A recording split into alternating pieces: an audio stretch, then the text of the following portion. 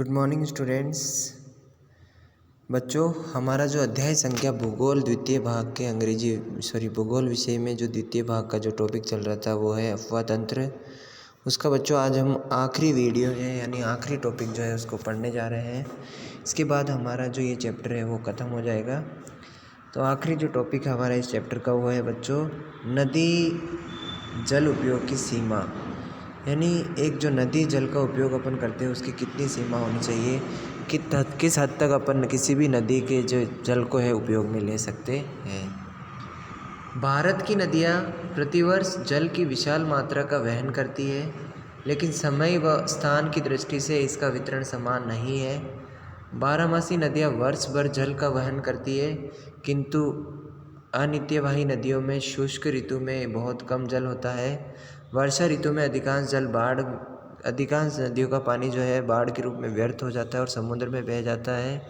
इस प्रकार जब देश के एक भाग में बाढ़ आती है तो दूसरा सूखाग्रस्त होता है। ऐसा क्यों होता है? क्या यह जल उपलब्धता की समस्या है या इसके प्रबंधन की समस्या है? क्या आप देश में एक साथ आने वाली बाढ़ और सूखे की समस्या को कम करने के उपाय सुझा सकते हैं? इस पुस्तक के अध्याय 7 में जो अपन ने ऑलरेडी बच्चों पढ़ लिया था, सूखा और बाढ़ कैसे आते हैं उसके बारे में चर्चा की थी। क्या एक नदी द्रोणी की जल आधिक्य को जल की कमी वाली द्रोणियों में स्थानांतरित करके इस समस्या से जो है छुटकारा पाया जा सकता है? क्या हमारे देश में नदियों की द्रोणियों को जोड़ने संबंधी कोई योजना बनाई जा सकती है? बहुत सारे ऐसे प्रश्न हैं बच्चों हमारे दिमाग में जो खड़े होते हैं कि नदियों के पानी को व्यर्थ होने से कैसे बचाया जाए। क्या आपने समाचार पत्रों में नदियों को आपस में जोड़ने के बारे में पढ़ा है? क्या आप समझते हैं कि मात्र नहर बनाकर गंगा नदी का पानी प्रायद्वीपीय नदियों में स्थानांतरित किया जा सकता है? मुख्य समस्या इसमें अगर ऐसा किया भी जा सकता है तो मुख्य समस्या क्या आती है? ये बहुत सारी समस्याएं जो हमारे सामने खड़ी हो जाती हैं। इसी पुस्तक के दूसरे अध्याय को अपन ने देखा था जो सिलेबस में नहीं है इस साल। धरातल के ऊबड़ खाबड़ होने से जो है उत्पन्न कठिनाइयों को पहचानते हैं। मैदानी क्षेत्रों में पठारी क्षेत्रों में जल कैसे उठाया जा सकता है? मैदानों से पठारों में पानी को ले जाने के लिए क्या प्रयास किया जा सकता है? उत्तर भारत की नदियों में पर्याप्त जल अधिक्य है जिसे स्थायी तौर पर स्थानांतरित किया जा सकता है। इस पूरे मुद्दे पर वाद विवाद का आयोजन करें और एक लेख तैयार करें। नदी जल उपयोग में संबंधित समस्याओं को आप समझें। अब बच्चों, नदियों में जल कम होने के क्या क्या कारण हो सकते हैं पहले देखते हैं। पर्याप्त मात्रा में जल उपलब्ध होना न होना। बहुत सी नदियाँ बच्चों भारत में ऐसी है जिनमें पर्याप्त मात्रा में जो है पानी उपलब्ध नहीं होता है, जिसकी वजह से नदी जल उपयोग की समस्या जो उत्पन्न हो जाती है। दूसरा और प्रमुख कारण माना जाता है बच्चों नदी जल प्रदूषण। आज वर्तमान में समय में हम देखते हैं कि नदियाँ बहुत ज़्यादा जो है बच्चों प्रदूषित होती जा रही है। उनमें अपन जो है फैक्ट्रियों से निकलने वाले अपशिष्ट पदार्थ को फेंकते रहते हैं, जिसकी वजह से नदियों का जो है जल प्रदूषित होता जा रहा है। और उस जल के प्रदूषण होने से अपन जो है नदी के पानी का उपयोग नहीं कर सकते हैं और आगे चल कर के जो एक बहुत बड़ी विकराल समस्या हमारे सामने खड़ी हो जाती है वो है नदी जल के उपयोग की। अगला है बच्चों नदी जल में गाद का मतलब होता है बच्चों ये जो नदी बहती है इस नदी में लगातार जो है मिट्टी कंकड़ पत्थर जमा होते जाते हैं और उसका पेंदा जो है धीरे धीरे इनसे जमा होता भारी हो जाता है, यानी पेंदा ऊपर उठ जाता है। ये मिट्टी वगैरह जम जाने से नदी का पेंदा ऊपर उठ जाता है। इससे क्या होता है नदी या तो बाढ़ ला देती है, बाढ़ लाता है तो पानी जो है व्यर्थ होता है, व्यर्थ होने से पानी समुद्रों में जाता है। तो एक और प्रमुख समस्या जो नदी जल उपयोग में बनती है वो है नदी जल में गाद। अगला ऋतुवन जल का असमान प्रवाह, यानी कि नदियों में जो जल बहने की प्रवृत्ति होती है बच्चों, नदियों में पानी बहने की जो प्रवृत्ति होती है वो असमान होती है। अलग अलग ऋतुओं में अलग अलग, जैसे सर्दी में अलग, गर्मी में अलग, बरसात में अधिक। बरसात के मौसम में बरसात होती है तो सभी नदियों में बहुत ज़्यादा पानी होता है तो प्रवृत्ति ज़्यादा होती है।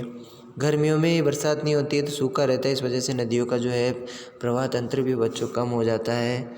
इसके अलावा सर्दियों में कुछ कम हो जाता है, तो ये सभी अंतर भी इसमें देखने को मिलते हैं। फिर अगला पॉइंट है बच्चों राज्यों के बीच नदी जल विवाद। आज अपन देखते हैं एक से दूसरे राज्य में नदी के पानी को लेकर के जो है आपस में विवाद चलता रहता है। ये इस वजह से होता है क्योंकि नदियों में जो है बच्चों पर्याप्त मात्रा में पानी नहीं पाया जाता है, जिससे एक दूसरे राज्यों में आपस में विवाद खड़ा हो जाता है नदी के पानी को लेकर के। लास्ट पॉइंट है बच्चों मध्य धारा की ओर बस्तियों के विस्तार के कारण नदी वाहिकाओं का सिकुड़ना, यानी कि ये क्या हुआ बच्चों, ये जैसे ये नदी बह रही है, अब लोगों ने क्या किया, ये नदी बह रही है, नदी को बहते बहते नदी के पास अतिक्रमण करते करते अपने मकान बना लिए। धीरे धीरे वो आगे बढ़ते गए इस वजह से जो नदी का बहने का रास्ता है वो पहले इतना था, वो केवल अब इतना सा रह गया, यानी नदी वाहिकाओं का जो है रास्ता कम हो गया, नदियों का रास्ता छोटा हो गया। इस वजह से अगर बरसात ऋतु में थोड़ा सा पानी की मात्रा बढ़ जाए बच्चों, तो वहाँ पे उसमें भयंकर बाढ़ आने की संभावना हो जाती है। और अभी हमने थोड़ी देर पहले ही पढ़ा था कि जब अगर नदियों में बाढ़ आती है तो वो पानी सारा व्यर्थ होता है और सीधा बह कर के समुद्रों में जा कर के मिल जाता है। तो एक ये भी समस्या है, एक ये भी कारण है जिसकी वजह से नदी जल उपयोग की समस्या खड़ी हो गई है कि लोगों ने जो है बस्तियों को नदियों के मार्ग के आसपास बना लिया है। नदी वाहिका देखना, नदियाँ प्रदूषित क्यों होती है? क्या आपने शहर के गंदे पानी को नदियों में गिरते हुए देखा है? हाँ, हम सभी देखते हैं। औद्योगिक कूड़ा करकट कहाँ डाला जाता है? बहुत से शमशान घाट नदी किनारे है और कई बार मृत शरीर को नदियों में डाल दिया जाता है। कुछ त्योहारों पर तो यहाँ जो फूल और मूर्तियों को नदियों में डुबो दिया जाता है। बड़े पैमाने पर स्नान और कपड़े धोना भी नदी जल को प्रदूषित करता है। नदियों को जल प्रदूषण मुक्त कैसे किया जा सकता है? क्या आपने गंगा एक्शन प्लान और दिल्ली में यमुना सफाई अभियान के विषय में पढ़ा है? नदियों को प्रदूषण मुक्त करने हेतु योजनाओं पर सामग्री एकत्रित करें और सामग्री को एक लेख के रूप में जो है व्यवस्थित कर सकते हैं, यानी कि सभी बच्चे मिलकर के जो है नदियाँ प्रदूषित क्यों होती है उस चीज़ पे जो आपस में चर्चा कर सकते हैं और इस चीज़ को जो है ग्रुप में एक टॉपिक लेकर के उस पर डिस्कस किया जा सकता है। तो बच्चों ये था हमारा एक बहुत महत्वपूर्ण पार्ट भारत का अफवाह नदी तंत्र, यानी अफवाह क्षेत्र, जिसमें सारी नदियों के बारे में अपन ने चर्चा की थी। इससे रिलेटेड जो है प्रश्न परीक्षा में बच्चों निबंधात्मक प्रश्न भी बन सकता है, जिसमें ब्रह्मपुत्र और सिंधु गंगा नदी प्रमुख रूप से उससे प्रश्न बन सकता है, या फिर बन सकता है हिमालय और प्रायद्वीपीय नदियों में अंतर बताइए। तो ये इसमें से एक ना एक प्रश्न डेफिनेटली बच्चों परीक्षा के अंतर्गत बनता है। तो आप सभी इस चैप्टर को ध्यानपूर्वक पढ़ें और इनके प्रश्न उत्तरों को जो है अपनी गृह कार्य कॉपी में करें। धन्यवाद।